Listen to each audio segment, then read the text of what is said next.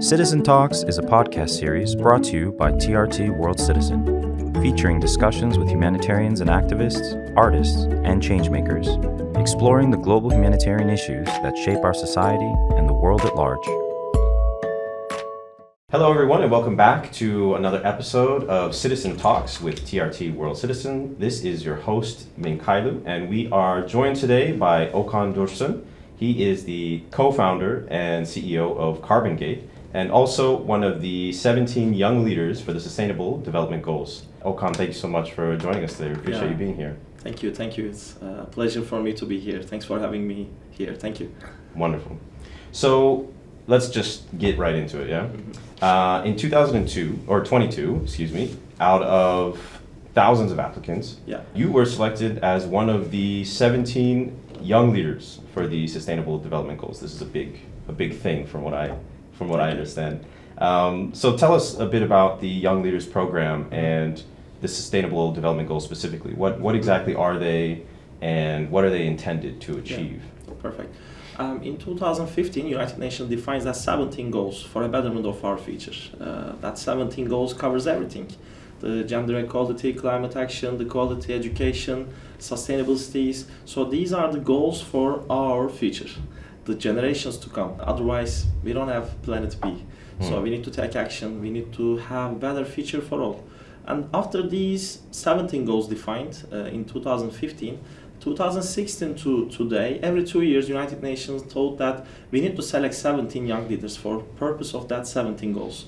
And each of us working for that goals and making some projects in the practical way. So 2016, 18, 20 and 22, the latest cohort I am in, all of us working for that purpose for a social impact driven projects. And these 17 people just from worldwide, and I am the only one from Turkey this year, so I'm very proud to be there. And from Turkey, I am just so excited to be that part of that cohort, and I'm just sharing the best practices from Turkey and bringing the other best practices from worldwide to Turkey as well. As a social entrepreneur and as a young leader for United Nations, I'm attending some conferences, being part of that great gathering to catch up the latest updates and also discuss about these 17 goals, the status of each goals, and what we need to do to achieve these goals.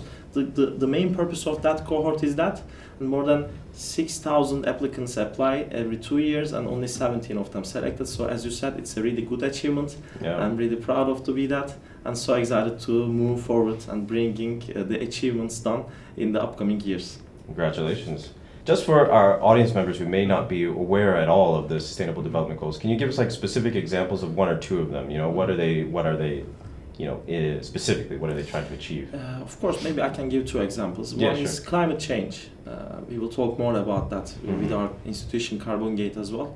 The climate change is getting serious, and every day, every year, every 10 years of time, we saw that how the degrees of our weather are changing. So the ices are melting and everything just connecting each other, and it affects biodiversity. So the 13th goal, climate change, mainly focusing about that change, how we can just minimize the gap between these problems and the real-time issues. And there are some targets about that, how we can just, let's say, minimize the gap, how we can just help the planet about improving the climate change. So it's getting serious. The other one is the quality education. Unfortunately, the opportunity is valid, but it's not for everyone. We all know about that. And as a young person, and I just volunteer more than 5,000 hours of time in one of the biggest institutions in Turkey. I just saw the village schools in Turkey, and I saw the education opportunity gap there. So the thing is, if we would like to go further, we need to go together. So we should have these opportunities worldwide, and each children should have these opportunities in once. So it's a big gap as well. And we all know that 1/3 of every young person doesn't aware about these sustainability goals. So that the awareness part is very important. After knowing these goals, we need to take practical actions which create wider impact. That's why these 17 goals are connected to each other. It affects socially, economically, and everything, including about worldwide. It's all about gathering in one goal to create better world. And we cannot do this alone. We need to work together, and we need to connect every goal each other to create wider impact. Okay, so towards that end, right, working on these, achieving these goals. Yeah.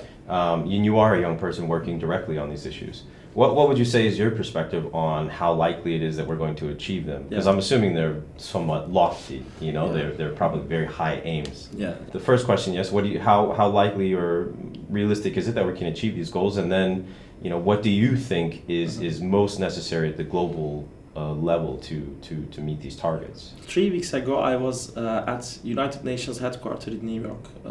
There was a General Assembly happened, 78th General Assembly, and the Secretary General of United Nations, Mr. Antonio Guterres, mentioned that these goals defined 2015, and there was a 15 years of deadline.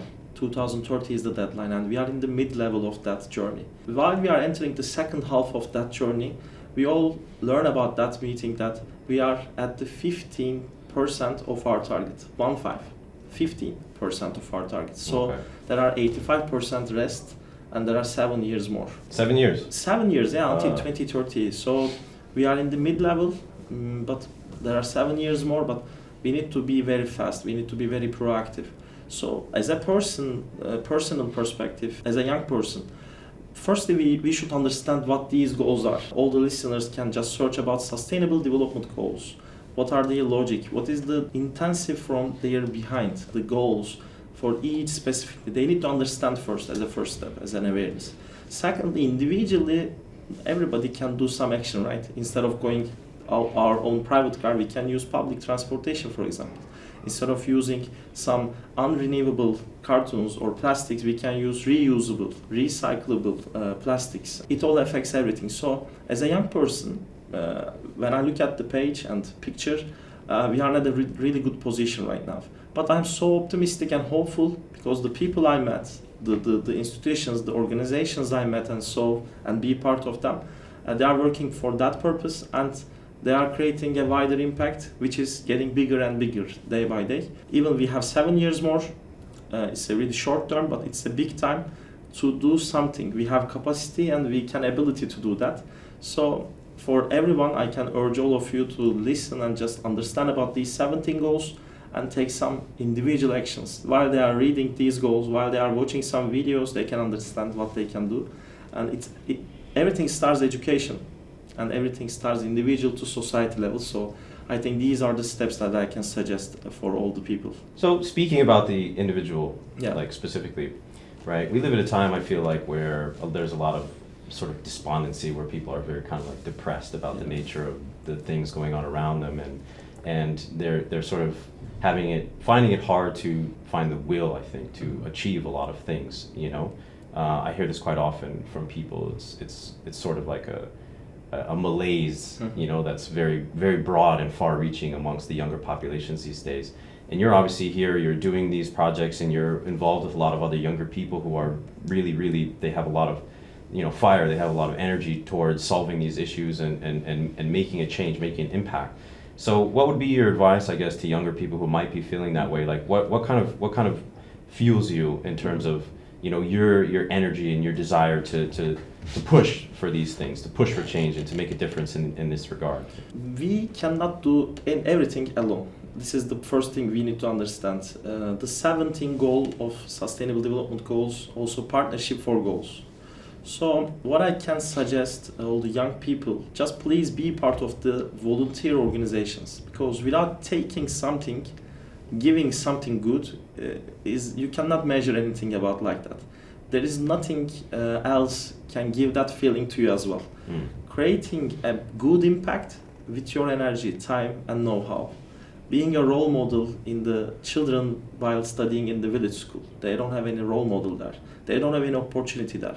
So what I can suggest, just be part of these institutions as a volunteerly before their career, just professional career, so they can understand that, of course, the money is important because of our daily sustainability. Right. But at the same time, it's not that important too, because the decisions we made until today, as a worldwide, brings the situation we are in right now, and we are all complaining about it.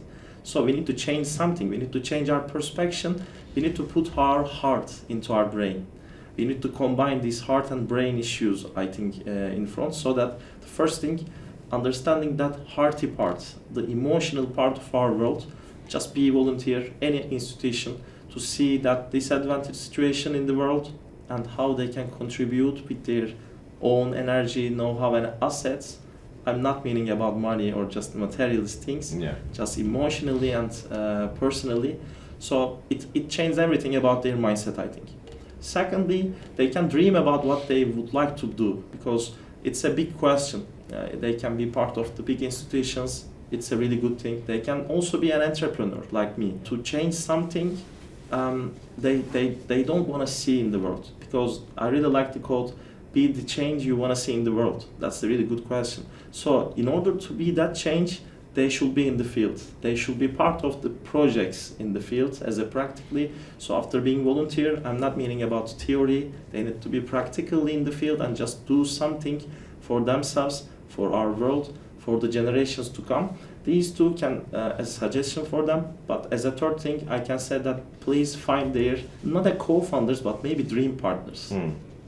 Because I'm really lucky about that, because the Carbon Gate journey starts with my two really close friends. They are right now my partners. Sometimes that journey cannot go always higher, just lower and higher, and just roller coaster thing. Friends and business is very exactly. Yeah, it's not easy, Yeah. By the way. That stability side and the balance is not easy, because you are friend and at the same time partner. It means something. But when you are walking on the way, you should never forget you cannot be alone, and while you are walking with the other people, it will be really joyful and fruitful at the end. So as a third thing, I can say that they can find their dream partners on the way.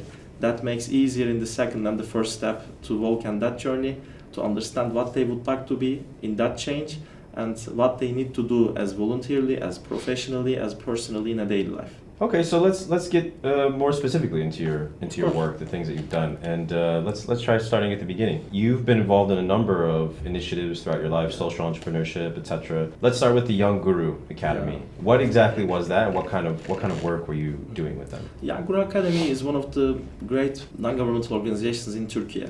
It founded 2000 in Turkey, and the reason why they found YGA is bringing young people ready before they go professional life. I will mention again the same thing because it's really important, and I will highlight more. The decisions we made until today, the outcome we are facing because of the way we decide. And while we are just connecting with our decision points, with our heart and brain, it changes because you are not only thinking yourself, you are also thinking the other people, you are also thinking the planet, and the decision when you made, it affects everything. So Young Guru Academy aims to bring double-winged youth, not entrepreneurs but individuals, society.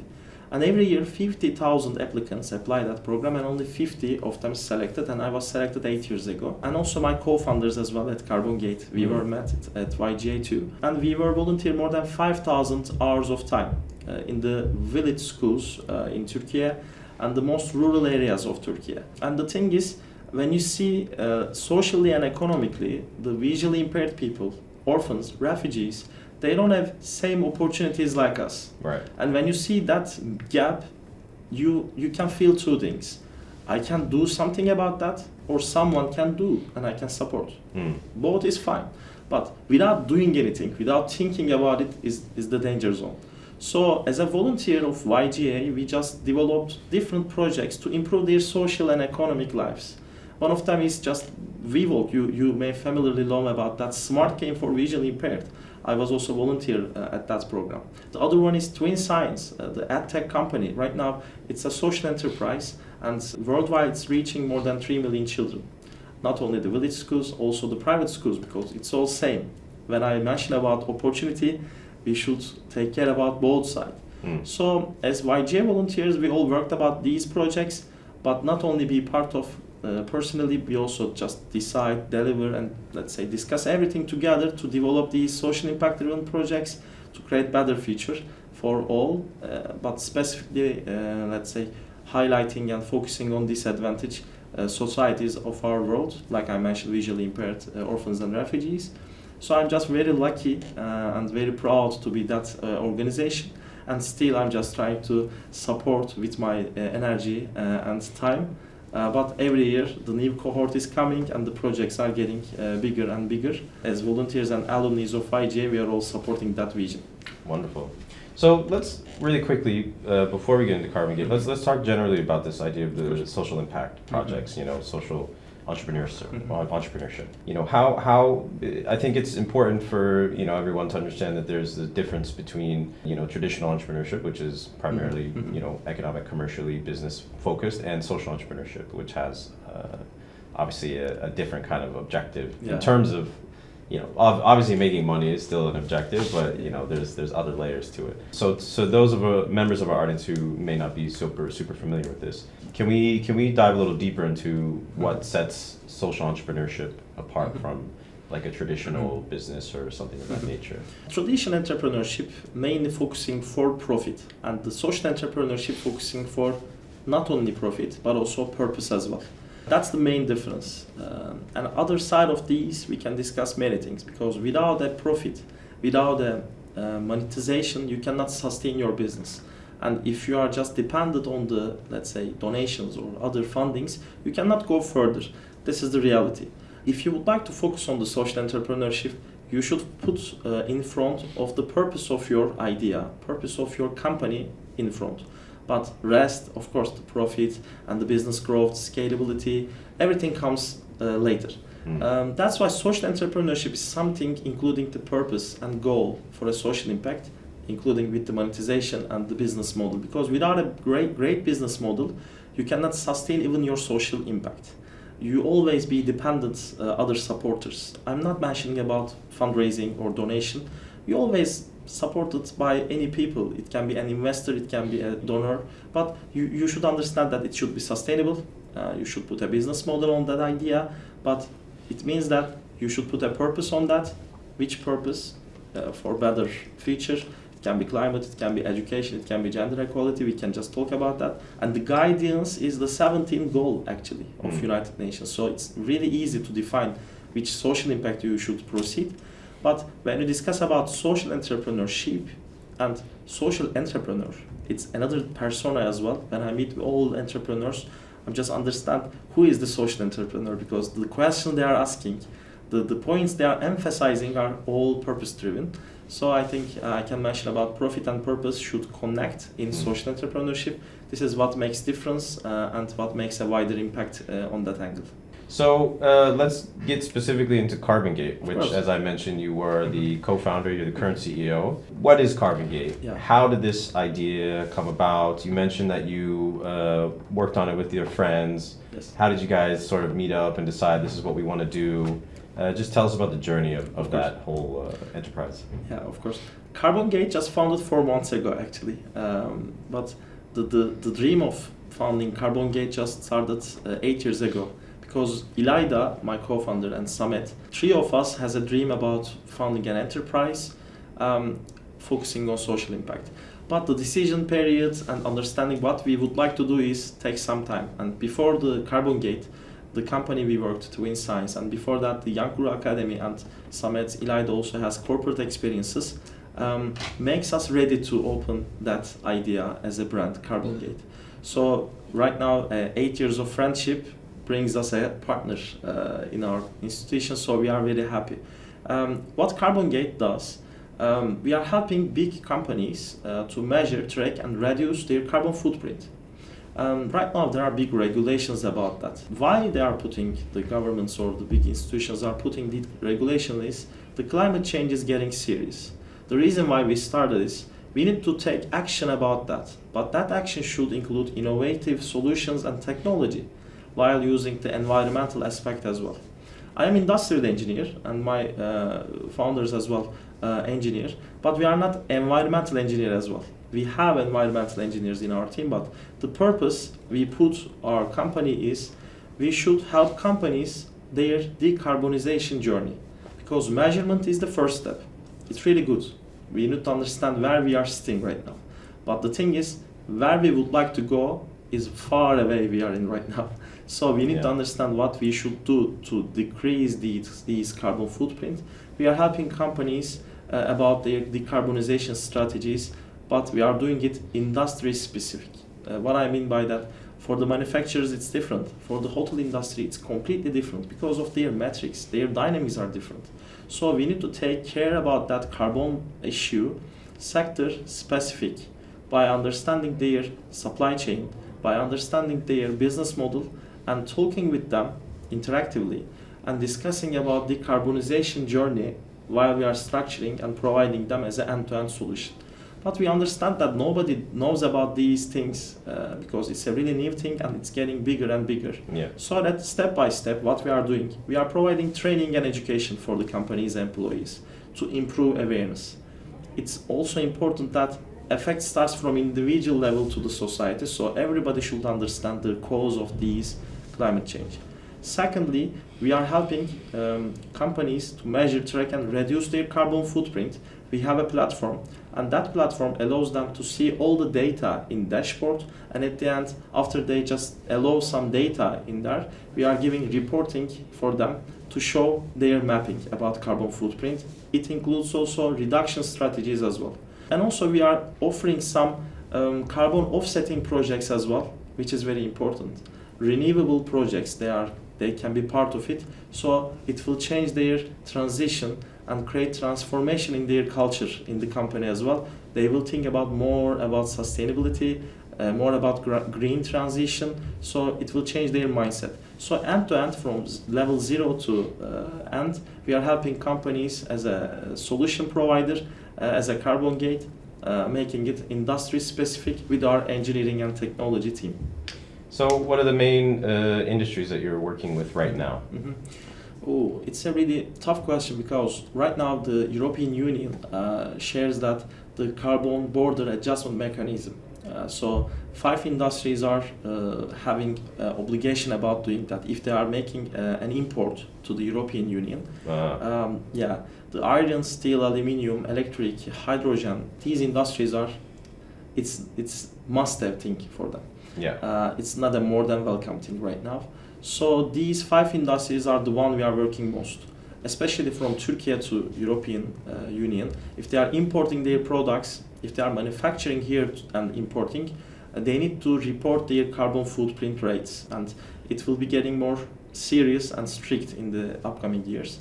So these are the big sectors we are working in. And also we are working hotel industry as well, because our government shares regulation about that, specifically in Turkey, sustainable tourism regulation. So all the hotel groups should report their carbon footprint. We are also working with big hotel groups as well, but the main sectors, mainly manufacturers, because they are the one consuming and just sharing carbon footprint more. Yeah.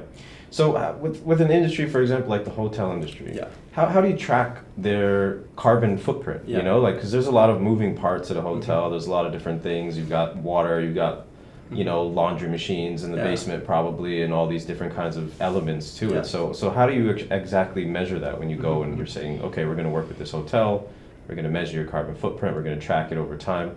How does that process kind of work? As you mentioned, actually, we are asking their all data about what they consume, because these consumption rates are the cause of the footprint. We should understand which footprint we are bringing to the planet. So all the electricity, water bills, and everything they are just consuming. And as you mentioned, laundries and everything about they consume. Some of them have their bills, but while they are purchasing something as well, we need also these data. So we ask all of the purchasing data, all the consumption data, including their, of course, bills. After getting them, there are some ways to calculate these carbon footprint, and it changes industry by industry. So for the hotel group, we have another platform and measurement way. So we are putting these data in front of that as an input, and at the output side, with these formulas, we get the result as a carbon dioxide emission for the hotel, and we are sharing it while reporting. Just around 15 or 16 pages of the reporting, they see their consumption rates, the diversity of the consumption, and the Global Sustainable Tourism Council shares that on average, every hotel should these rates. So we know the average, we know the optimal rates. So we give their position about that rates as well. So also as an addition, we are giving the reduction alternatives as a suggestion to them. So at the next year, before their next calculation, We are just following up which parts they do, which parts waiting to do something. We are guiding them and helping them to make these reduction activities as well. This is same for other industries as well, like hotel. We are just making example for hotel right now. But hotel part is kind of basic, because you see that if you talk with the steel manufacturer, there is a big factory, there are big processes, and also the warehouse part as well, logistics part. There are big questions we need to understand. So like hotel, we are talking with the managers and the supervisors of the company. Sometimes we are going field visits and understand in the field the real issue, and then taking some data and making calculation and giving the reporting to them and following up these reduction activities for their specifically their industry. That's why we need to make these reduction process industry specific, and we need to make our team multidisciplinary on that purpose as well. We need to have environmental engineer, chemical engineers, maybe bioengineers as well, because of the specific industries. We need to understand their point with a really good point and have great suggestion of alternatives for the reduction journey. So for these businesses specifically, like for example, you have a steel producer, let's say, and this is an industry that's been around for a very long time. Yeah. For them, what's the sell?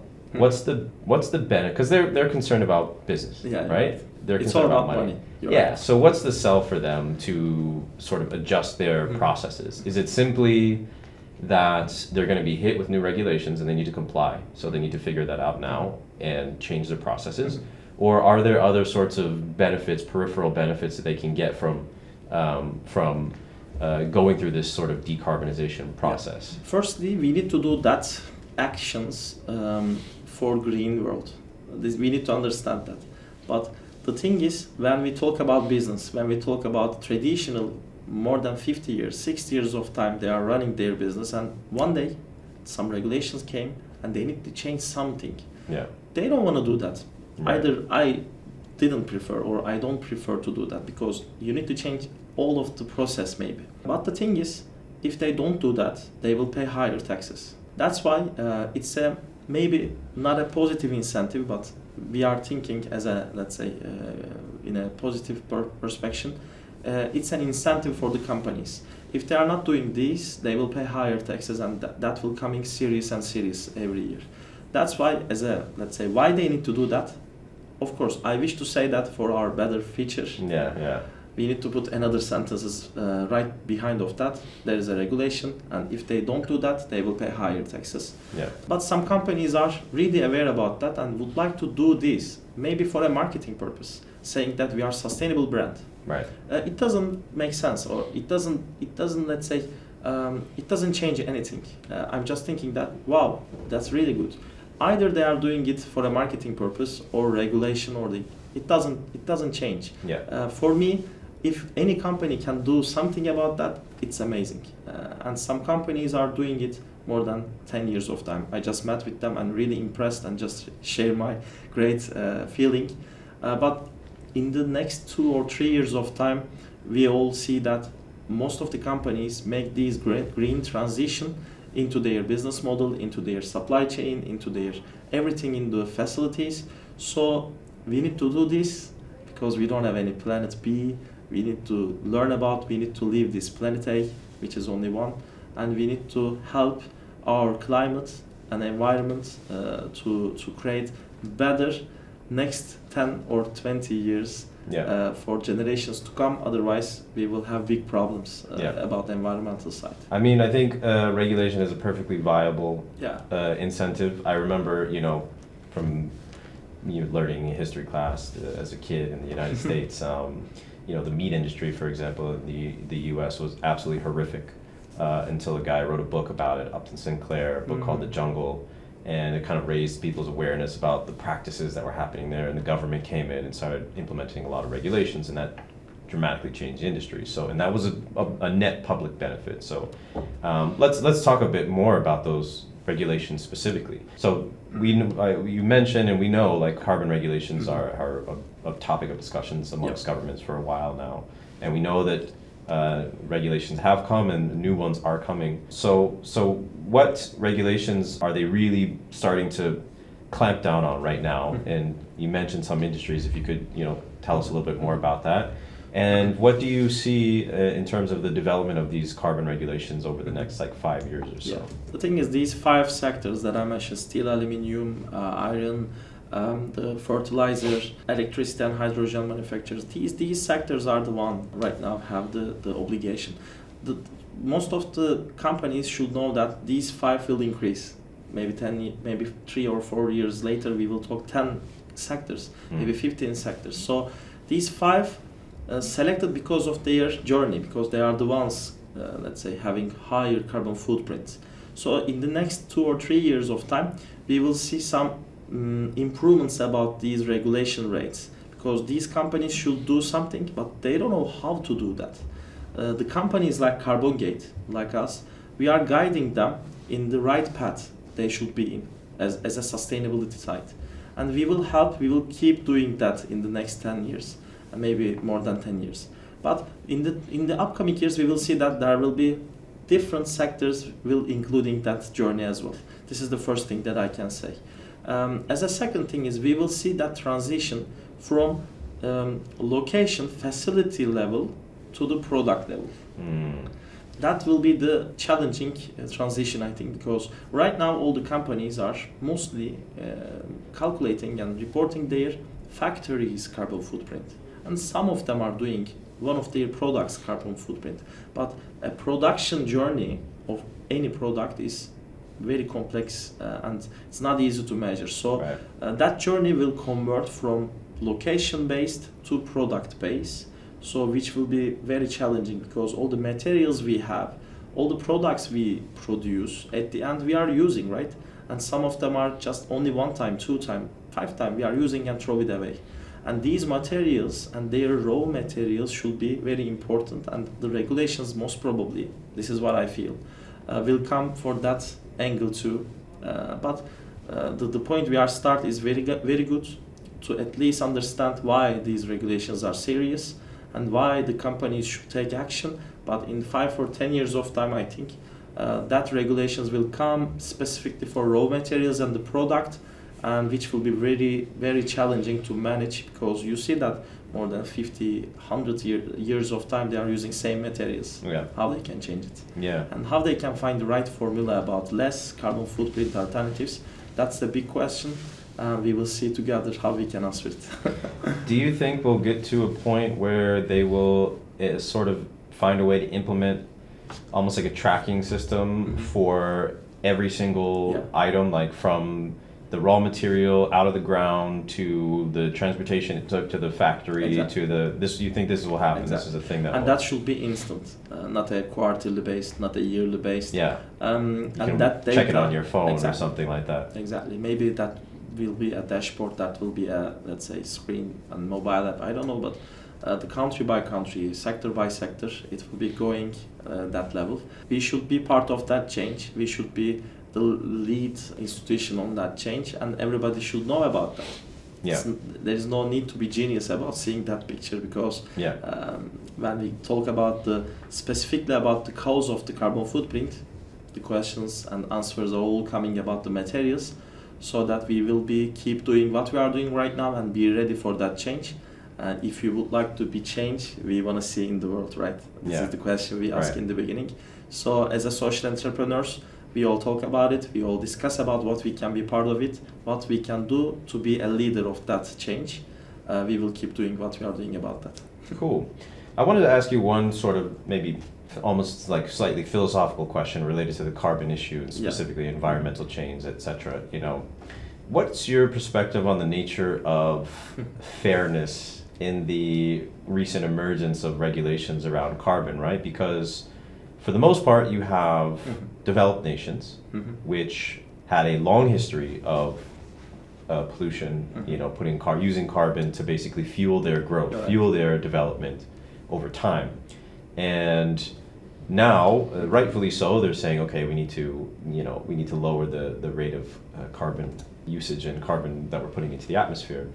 But this sort of umbrella regulation that they're creating is also going to impact less developed nations, which never really contributed to that pollution and have also now kind of, in some ways you could say they're having their legs cut out from under them because they can't they don't have the infrastructure to just jump to clean energy, right? They still need those more like sort of rudimentary forms of energy to move themselves forward in the same way that those nations did initially. Do you see any kind of sort of consideration of this when these regulations are being made? Do you think that the systems that they're developing are fair, or do you think that it's creating sort of an imbalance between developed nations and non-developed nations? And do you see that being problematic in the future? There is an imbalance point, I think, as you said, because the developed, underdeveloped, and these, when you look at the world as that purpose, the thing is, we need to take that actions and our way of looking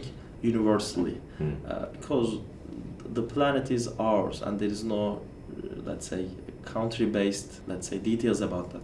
So when we look at that, of course, China, India, they are the one have higher population in their country. So the manufacturing process and all the engineering capacity, when I look at, of course, this is very reasonable to see that they have higher carbon footprint. But this is also a problem of Turkey, this is also a problem of the United States, this is also a problem of the Europe. We cannot say that this is the problem of China. Right. How we can say? This is the under the one umbrella we should discuss about these solutions. That's why Paris Agreement is very important, I think. They are gathering all the countries, they are just giving some targets based on their scientific perspective and their current status, so that there is unfair balance, you're right, but it will be developing and iterating in a really good position, I think, in the next 10 years. Because until that day, everybody just trying to do something in their country or just in their perspective. But now we are gathering together, we are doing everything in one. It will be getting, I think, developed. But we need some time about that, because nobody right now knows about the real cause of that and the real logic behind the regulations. I think it will take some time, but we need to balance that point, as you mentioned. What I feel is, I think 5 years of time will be enough for that, for discussing everything in one umbrella as a world, as a planet. Let's hope so. Collective action. That's I think that's exactly. What we're going to need all around. So I think we've reached the end of our time here. So I just wanted to ask you if you had any last words specifically for young people out there who are listening, who are thinking, okay, I need to get up, I need to do something, I need to get involved. What would you say to those people? I can say that they don't afraid to try anything, because without trying, without just, let's say, being part of, you cannot understand about what you would like to prefer. So don't avoid about trying something. And I really like the balance of the ability and capability too. We should understand that everybody has ability to do something. Of course, while you are practicing, it will improving. But while you are improving your capacity as well, you can do anything you wish, and you feel a really good power inside of you. You can see that I can understand the problem, I can understand the real cause of the problem, and with my logic, I can think about solutions, and I can do anything to change something. I have the ability. This is a really good feeling. I can just suggest to young people, just try anything they wish. They can learn an instrument. They can just listen music, and they can just sing a song they wish. They can also be part of the volunteer program. They can also build the project they wish. While they are walking on the way, they will see that they are not alone. And when they walk on the way appears to them, like Mevlana Rumi shared. And what I said, that just keep on the work, and while being in the journey, while being hopeful about the journey you are in, there is nothing else they can stop you. Just keep going and just walking on that way with your confidence, with your ability and capability. This is what I can say all the young people. Whatever you can do, get out there and do it, guys. Exactly. Wonderful. So where can our listeners perhaps connect with you, with Carbon Gate, find out more information? Exactly. Where can you share all your... Of course. In LinkedIn, Instagram, all the social media, we are the name of carbongate.io. They can find everything about social media, and also our website, also the carbongate.io. They can find everything about that. And also with my name and surname, they can search my LinkedIn, and they can reach out anytime if they would like to ask any question. I will be very happy to meet and answer their question anytime. As a social entrepreneur, I'm really passionate about helping other young people as well. this is why we started. So just let's say send me a message or just let's say email. I will be very happy to answer and meet. Reach out, guys. Okan, Dursun, thank you so much for joining us today. We really appreciate you being here, sharing your insights with us, and we're very happy to hear. Likewise, thank you. And to all of our listeners, thank you again for joining us, and we will see you next time on another episode of Citizen Talks.